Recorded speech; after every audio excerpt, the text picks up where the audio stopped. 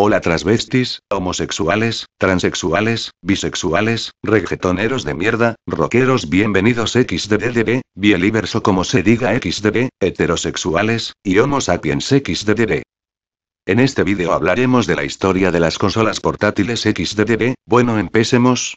En abril de 1980 aparece la primera videoconsola portátil de Nintendo, que se podía llevar en el bolsillo para jugar en cualquier sitio, incluían una pantallita LCD y un juego fijo muy simple.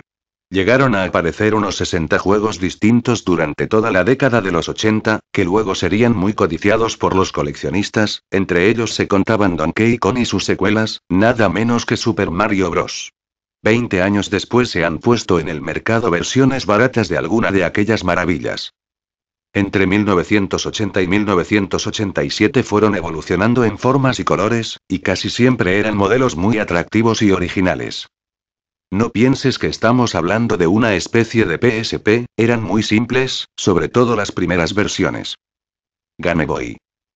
En abril de 1989 Nintendo hace historia al sacar al mercado japonés esta consola portátil, con microprocesador Z88 bits, pantalla LCD de 160x144, 4 tonos de grises, sonido, 4 pilas que le proporcionaban más de 20 horas de juego, y el Tetris incluido de serie. Salieron al mercado multitud de juegos en forma de cartuchos intercambiables, y Game Boy reinó durante años sobre otras consolas de la época, las unidades de Game Boy vendidas se cuentan por cientos de millones. Después viene la Atari Lynx. En 1989 Atari saca su propia consola portátil. Antes, en 1987, había comprado el diseño a la empresa Epyx, sus verdaderos creadores.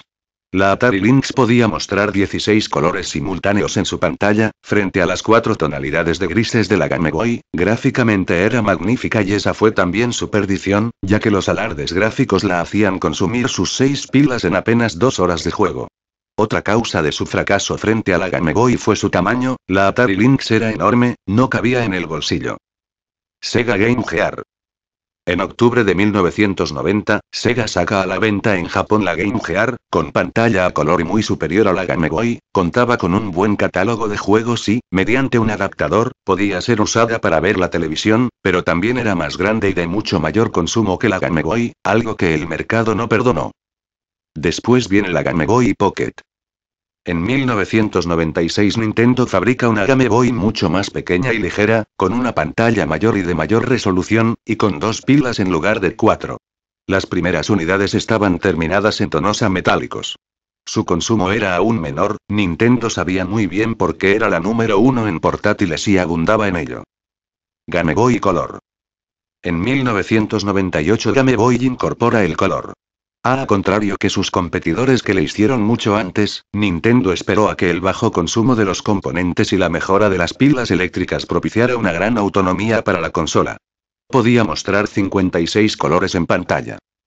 Y claro, para que dejarla atrás la Game Boy Advance. En 2001 hay una Game Boy superior, mucho más potente que las anteriores en gráficos, sonidos y velocidad del microprocesador, que corre a 32 bits.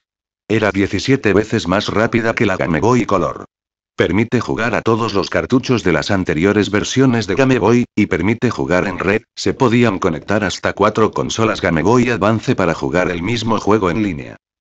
Nokia N-Gage.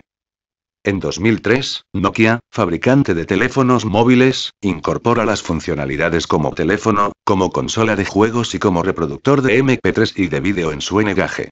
Permitía jugar a múltiples jugadores mediante Bluetooth por Internet. Igualmente incorporaba funciones propias de una BLA, bueno pero al fin no era tan buena XDD y bueno después vendría la Nintendo DS en mayo de 2004 se presenta por primera vez esta videoconsola portátil con doble pantalla, que incluye reconocimiento de voz, conector para red, tecnología inalámbrica Wi-Fi, juegos online a través de Internet, pantalla táctil, e incluso chat de voz a través de la red. Técnicamente se volvía a subir el listón. Se avanzaba aún más en el estilo de bajo consumo de toda la saga Game Boy, que consistía sobre todo en incluir cada vez más funciones en el microprocesador, eliminando otros componentes electrónicos y con ellos aumentando cada vez más la autonomía, lo que permitía agregar funciones manteniendo siempre un bajo consumo, y después vendría el Nintendo DS Lite y XY, que después vendría la Nintendo 3DS, pero esa ya es otro rollo XDD. Bueno, me despido, saludos y suscríbanse si no les jalaré las patas en la noche sola, las patas XD.